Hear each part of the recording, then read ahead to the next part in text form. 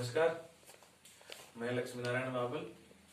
आज इस क्लास में हम राजनीति विज्ञान का एक टॉपिक पढ़ेंगे, भारत का संवैधानिक विकास, कि किस तरह भारतीय संविधान की विकास यात्रा प्रारंभ होती है, किन किन चरणों में वो गुजरती है और किस तरह से अंतिम स्वरूप तक भारत का जो संविधान है वो अपने वर्तमान स्वरूप में हमारे सामने आता है। ठीक है, तो पहली चीज ये होती है इसमें कि संविधान क्या होता है। पहले पढ़ने वाली बात यह है कि संविधान क्या है। अब देखिए, संविधान इसको अलग करके देखें तो ये दो शब्दों से बना है, सम और विधान। सम का मतलब समान रूप से या समान, और विधान का मतलब कानून या शासन। ठीक है, संविधान का मतलब होता है कि ऐसा कानून या ऐसा शासन जो सबके लिए क्या हो, समान हो, अर्थात वो किसी के भी साथ जाति, धर्म, लिंग, आयु आदि के आधार पर भेदभाव ना करे, सभी को न्याय मिले, सभी को समान रूप से अपनी उन्नति के अवसर मिले। ठीक है, तो ये होता है संविधान। दूसरे शब्दों में संविधान को हम देखें तो ये बोल सकते हैं कि संविधान किसी भी देश की, संविधान किसी भी देश की जो सर्वोच्च मौलिक विधियां होती हैं, सर्वोच्च मौलिक विधियां, उनका क्या होता है, संग्रहण होता है। इस संविधान क्या होता है, किसी भी देश की सर्वोच्च मौलिक विधियों का संग्रहण होता है। ठीक है, संविधान करता क्या है, कोई भी जो लोकतंत्र होता है वो तीन स्तंभों पर टिका होता है, कार्यपालिका,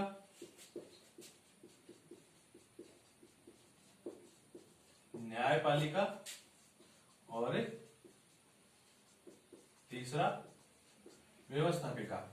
किसी भी देश का लोकतंत्र इन तीन स्तंभों पर टिका होता है या इन तीन अंगों से मिलकर बना होता है। कौन कौन सा, कार्यपालिका, न्यायपालिका और व्यवस्थापिका। अब देखिए, संविधान क्या व्याख्या करता है। संविधान यह व्याख्या करता है कि ये जो तीनों क्षेत्र हैं ये अपने अपने अधिकार क्षेत्र में रहकर अपना अपना कार्य करेंगे, अर्थात ये एक दूसरे का जो कार्य क्षेत्र है उसमें हस्तक्षेप नहीं करेंगे। अर्थात संविधान ये व्यवस्था करता है कि इनके मध्य शक्तियों का क्या करता है, स्पष्ट विभाजन। कौन करता है, संविधान। ठीक है, यहां तक समझ में आया होगा।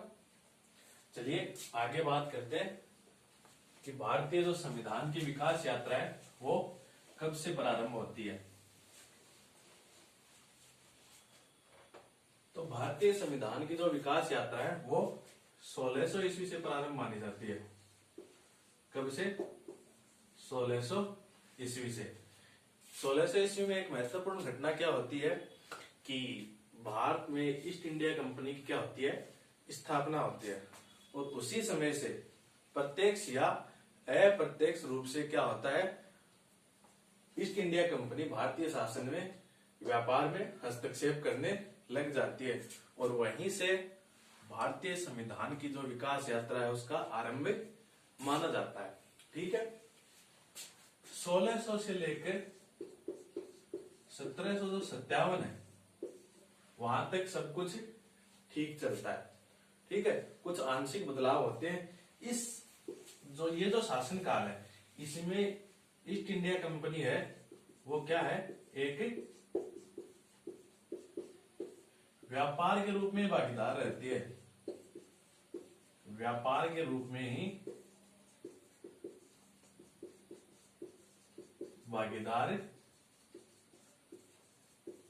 रहती है। ठीक है, लेकिन 1757 में एक महत्वपूर्ण घटना होती है जो क्या होता है, प्लासी का युद्ध।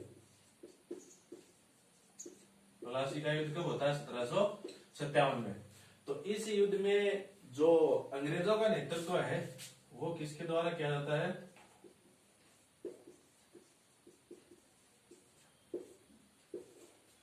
रॉबर्ट क्लाइव द्वारा। और जो इसके प्रतिद्वंदी होते हैं वो बंगाल के शासक होते हैं, बंगाल के नवाब होते हैं। ठीक है, तो इसमें बंगाल के जो नवाब हैं उनकी क्या होती है? हार हो जाती है। और इनके हारने का जो महत्वपूर्ण कारण था वो क्या था? इनके सेनापति का, इनके बंगाल के जो नवाब थे इनके सेनापति का अंग्रेज सेनापति के साथ मिल जाना या ईस्ट इंडिया कंपनी की सेना के साथ मिल जाना। ठीक है, अब इसके बाद में एक चीज और होती है कुछ समय बाद 1764 में। और क्या होता है 1764 में?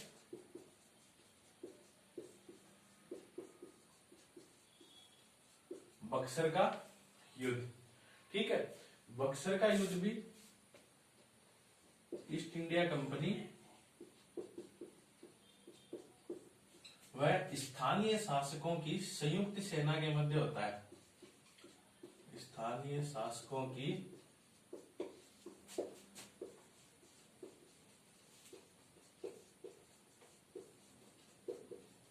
संयुक्त सेना। ठीक है, किसके मध्य होता है? ईस्ट इंडिया कंपनी व स्थानीय शासकों की संयुक्त सेना। और इसमें भी क्या होता है कि स्थानीय जो शासक हैं इनकी क्या हो जाती है? हार। ईस्ट इंडिया कंपनी जीत जाती है ये युद्ध में। इस युद्ध के परिणाम स्वरूप, बक्सर के युद्ध के परिणाम स्वरूप 1765 में एक संधि होती है। 1765 में एक संधि, जिसको क्या नाम दिया गया? इलाहाबाद की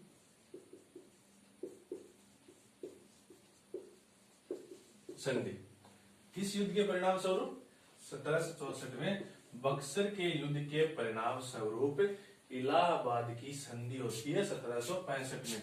और इस संधि की जो सबसे महत्वपूर्ण विशेषता है, जो महत्वपूर्ण प्रावधान होता है वो ये होता है कि बिहार, बंगाल और उड़ीसा, क्या? बिहार, बंगाल और उड़ीसा आदि राज्यों का जो राजस्व संबंधित मामले हैं या दीवानी, ठीक है, ये किसके हाथों में आ जाती है? अंग्रेजों के हाथों में आ जाती है, ईस्ट इंडिया कंपनी के पास।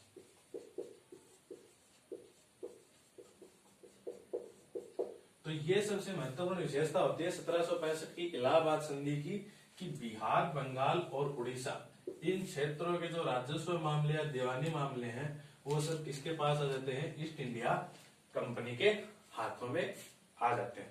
ठीक है, इतना समझे? अगर स्क्रीनशॉट लेना हो तो ले लीजिए।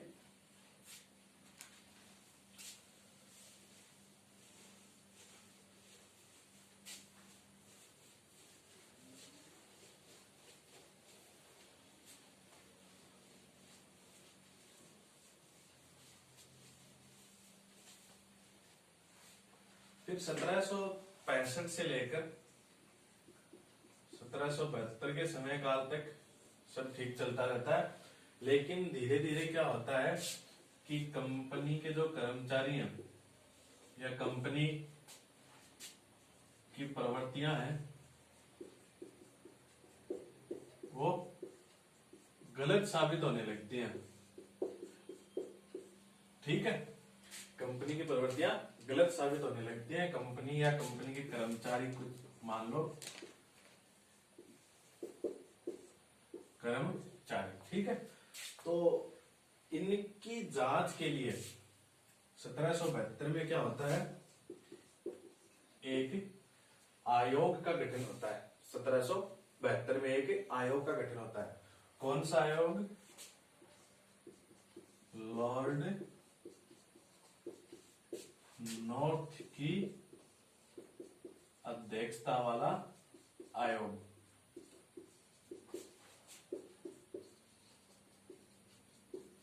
ठीक है।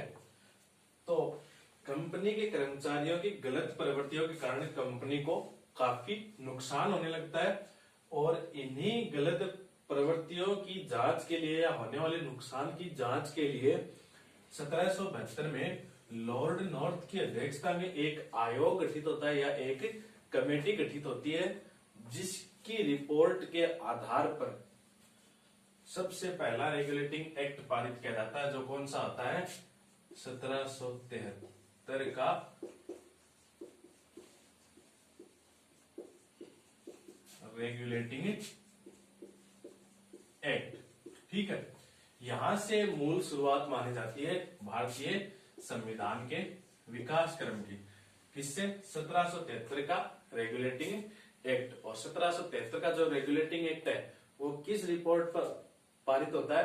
तो आप बताओगे 1772 में गठित लॉर्ड नॉर्थ की अध्यक्षता वाली कमेटी के रिपोर्ट के आधार पर। ठीक है, तो चलिए अब पढ़ते हैं 1773 का रेगुलेटिंग एक्ट।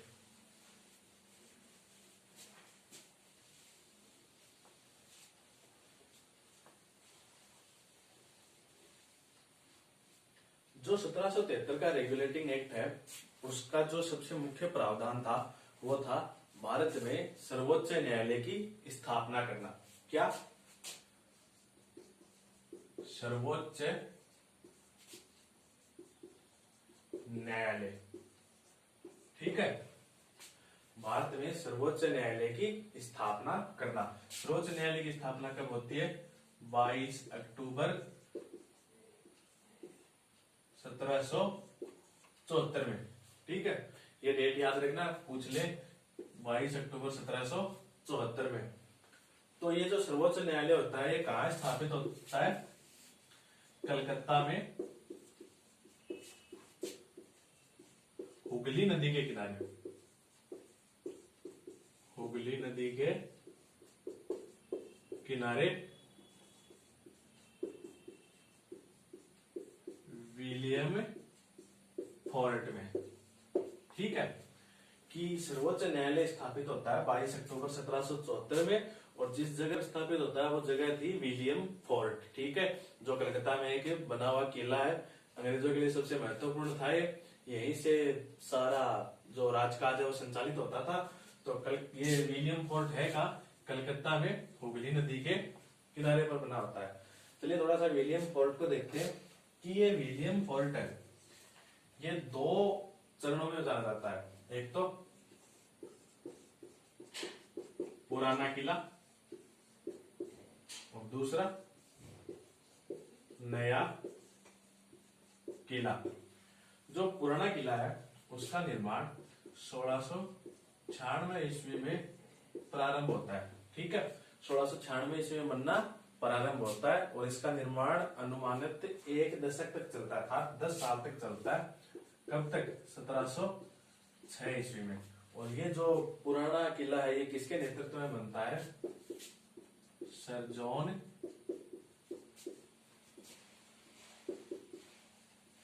गोल्ड्सबर्ग। ठीक है, तो ये तो हो गया इसका पहला चरण। कौन सा? पुराना किला, जिसको जानते हैं कि 1696 से लेकर 1706 तक इसका निर्माण कार्य चलता है, और किसके नेतृत्व में चलता है? सर जॉन गोल्ड्सबर्ग के नेतृत्व में। ठीक है, नया किला जिसे नया विलियम फोर्ट या नवीन विलियम फोर्ट कहते हैं, उसका निर्माण कार्य 1758 से प्रारंभ होता है और 1783 तक चलता है। हालांकि इसमें 1774 में सुप्रीम कोर्ट की स्थापना हो जाती है, लेकिन इसका निर्माण कार्य जो है वो 1783 में जाके क्या होता है? समाप्त होता है पूर्ण रूप से। ठीक है, तो ये किसके नेतृत्व में होता है? रॉबर्ट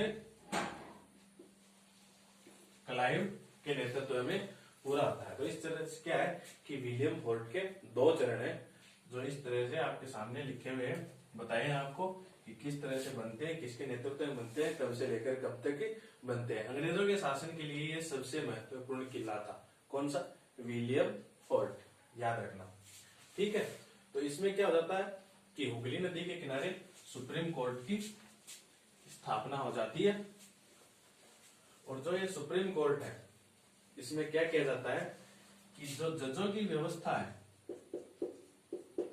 कोर्ट है तो जज तो होंगे ही, कि जो जजों की व्यवस्था है वो क्या की जाती है, 1+3 के रूप में स्थापित की जाती है। ठीक है, कि एक तो मुख्य न्यायाधीश होगा और 3 अन्य न्यायाधीश होंगे। ठीक है, एक मुख्य न्यायाधीश,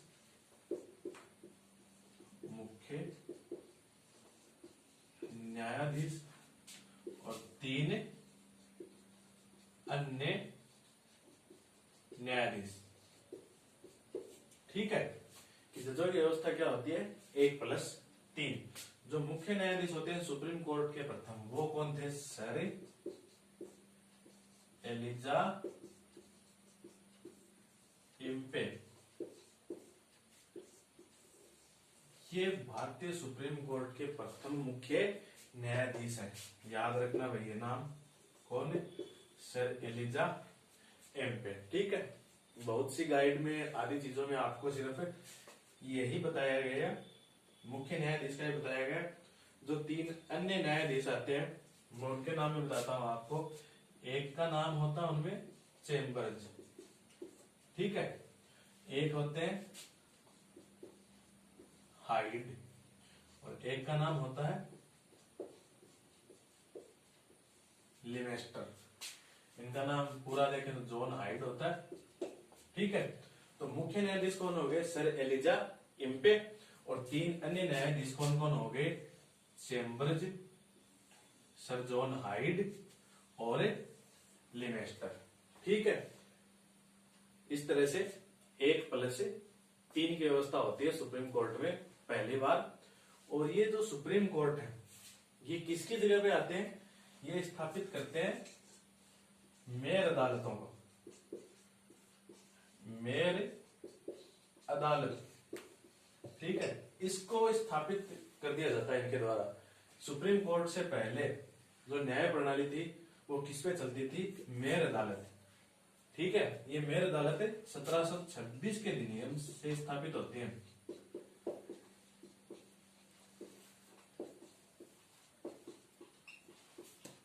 कौन से अधिनियम से, 1726 ईस्वी का जो अधिनियम आता है उसके द्वारा इन मेयर अदालतों की स्थापना की जाती है। और ये कब तक चलती है, 1774 तक चलती है।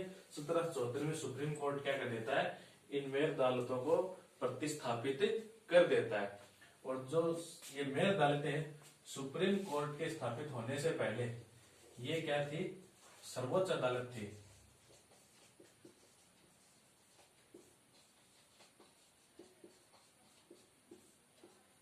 सर्वोच्च अदालत सुप्रीम कोर्ट से पहले।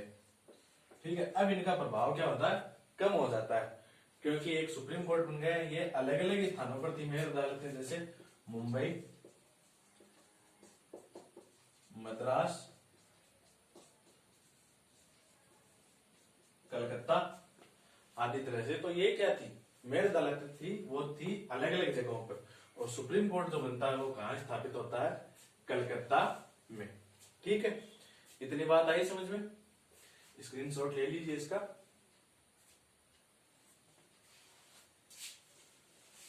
तो ये तो एक महत्वपूर्ण जो अधिनियम है 1773 का, इसका एक महत्वपूर्ण पार्ट है क्या, कि सुप्रीम कोर्ट की स्थापना करना।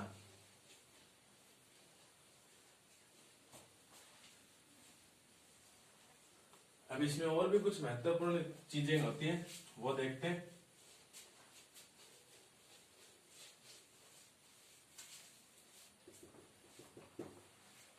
दूसरा क्या है कि इसमें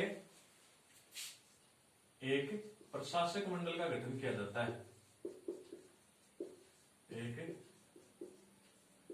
प्रशासक मंडल का गठन किया जाता है। ठीक है, और इस प्रशासक मंडल में कितने सदस्य होंगे,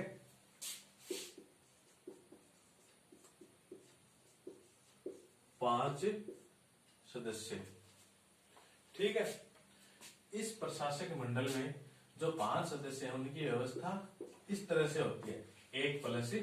चार निर्धारित की गई कि एक जो होगा वो तो क्या होगा, गवर्नर जनरल या अध्यक्ष मान लो इसको, ठीक है।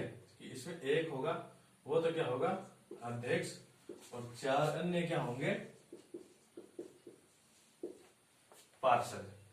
तो ये जो प्रशासक मंडल है इसका गठन किस लिए होता है, गवर्नर जनरल के लिए होता है। इसलिए है कि गवर्नर जनरल जो है उस पर अतिरिक्त कार्यभार ना पड़े, अर्थात शासन व्यवस्था में अच्छे संचालन के लिए, शासन व्यवस्था में सहयोग के लिए ये जो प्रशासक मंडल है इसका गठन किया जाता है, ठीक है।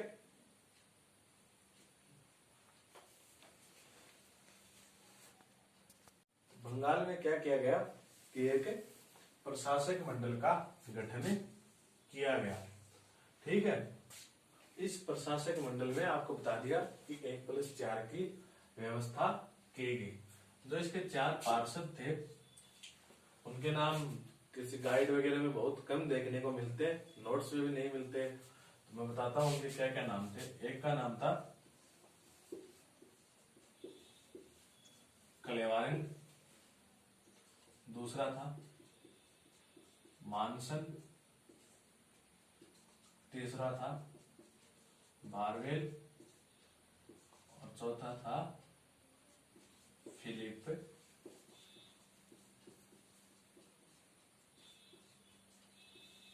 फ्रांसिस, ठीक है।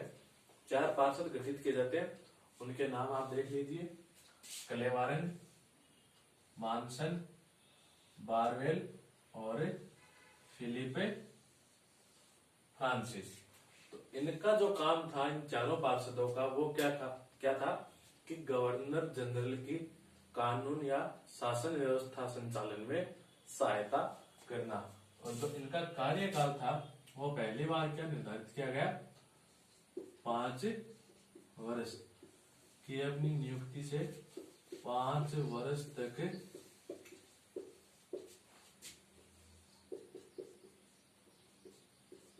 शासन में सहयोग करेंगे या अपने पद पर बने रहेंगे। कौन, ये पार्षद, ठीक है।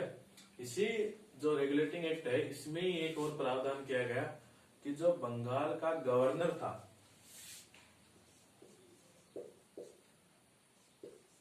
गवर्नर, वो क्या बन गया, गवर्नर जनरल। क्या बन गया, गवर्नर जनरल, जी, ठीक है। बंगाल का गवर्नर अब गवर्नर जनरल बन जाता है। इस जो ये प्रशासक मंडल था इसको कानून बनाने के अधिकार दिए जाते हैं, कानून के अधिकार आंशिक रूप से, ठीक है। आंशिक रूप से किस लिए बोल रहा हूं, क्योंकि ये कुछ कानून बना सकते थे स्थानीय परिस्थितियों के लिए, कुछ कानूनों का निर्माण कर सकते थे, लेकिन क्या था कि ये कुछ अनुचित कानून ना बनाए या अपने स्वार्थ के लिए कोई ऐसा कानून ना बनाए जो सरकार या कंपनी के लिए नुकसानदायक हो। तो इसके लिए इन पर प्रतिबंध भी स्थापित किया गया, और वो प्रतिबंध क्या था कि ये कानून बना सकते हैं लेकिन लागू करने के लिए किससे अनुमति लेनी पड़ेगी, लागू करने के लिए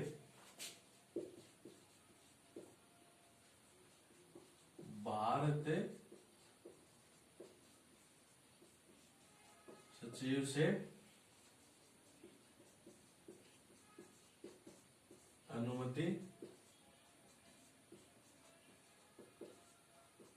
लेनी पड़ेगी, ठीक है। कुछ आंशिक रूप से कानून बना सकते थे लेकिन फिर भी उनको क्या कर सकते थे, लागू नहीं कर सकते थे। लागू करने के लिए इनको भारत सचिव जो है, अर्थात जिसके नाम से भारत में शासन संचालित होता था कानूनों का, जो ये जो अधिकारी था भारत सचिव, ये कहा था, इंग्लैंड में। और ये एक अधिकारी न होकर क्या था, एक संस्था मानी जा सकती है जिसमें कुछ लोग थे जो ताज के लिए कार्य करते थे। तो इनकी अनुमति क्या होती, जरूरी कर दी गई, अनिवार्य। इनकी अनुमति के बिना इस प्रशासक मंडल का कोई कानून लागू नहीं होगा। ठीक है। अब जो 1773 का रेगुलेटिंग एक्ट है, जिसमें मुख्य बात का जो ध्यान रखा गया और जिस बात के लिए इसको लागू किया गया, जो मुख्य बात निकलकर सामने आई थी, जिसमें लॉर्ड नॉर्थ जो कमेटी बनी थी अध्यक्षता में, जिसमें मुख्य बात जो निकलकर सामने आई थी, उसका भी प्रावधान किया गया। और वो क्या था कि कंपनी का जो कर्मचारी है ना,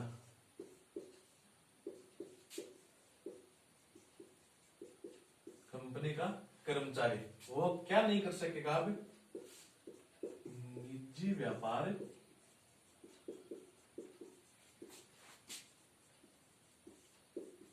नहीं कर सकेगा।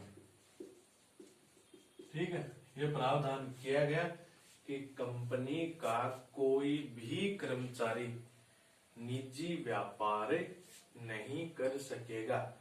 इसी वजह से क्या हो रहा था, 1772 तक कंपनी को क्या हो रहा था, घाटा हो रहा था, क्योंकि लोग निजी स्वार्थ के लिए कंपनी को क्या कर रहे थे, नुकसान पहुंचा रहे थे। वो कंपनी के लिए कार्य ना करके अपने लिए कार्य कर रहे थे। ठीक है। और जो एक और प्रावधान किया गया इसमें, वो ये किया गया कि जो कंपनी है, कंपनी कौन सी, ईस्ट इंडिया कंपनी है, वो क्या करेगी, ब्रिटिश संसद को रिपोर्ट करेगी, ब्रिटिश संसद को रिपोर्ट करेगी। ठीक है। तो ये दो जो अन्य प्रावधान थे, ये भी याद करने लायक है। मुख्य तो यही था। इसके लिए तो लॉर्ड नॉर्थ कमेटी जो है वो गठित होती है, लॉर्ड नॉर्थ कमेटी, जिसके लिए कानून आता है 1773 का कि निजी व्यापार पर प्रतिबंध लगाया गया। लेकिन उसमें इसके साथ अन्य सुधार भी किए जाते हैं। और इसमें एक और था कि जो भारत का गवर्नर, जो मैंने आपको पहले बताया, वो क्या बन जाता है, गवर्नर जनरल। ठीक है। और जो भारत का प्रथम गवर्नर जनरल, बंगाल का, सॉरी भारत का नहीं, बंगाल का प्रथम गवर्नर जनरल जो है वो कौन बनता है, वॉरेन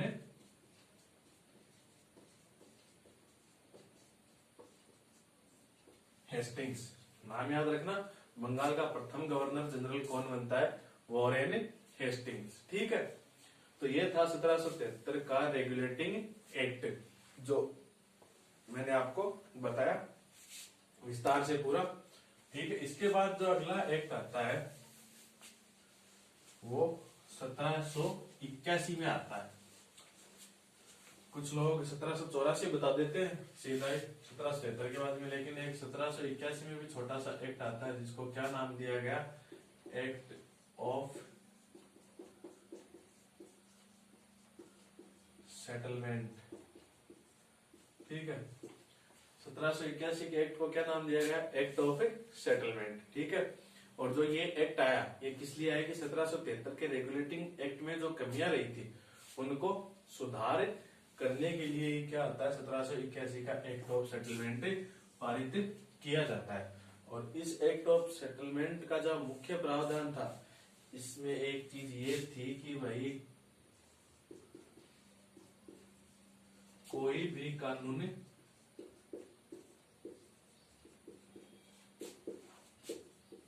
लागू करने में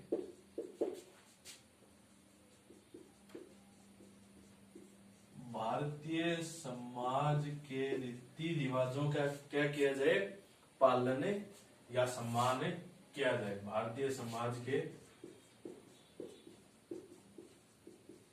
रीति रिवाजों का सम्मान किया जाए। एक प्रमुख विशेषता तो इसकी ये थी, है एक प्रमुख प्रावधान तो ये था। दूसरा जो प्रमुख प्रावधान था वो ये था कि जो कंपनी का कर्मचारी है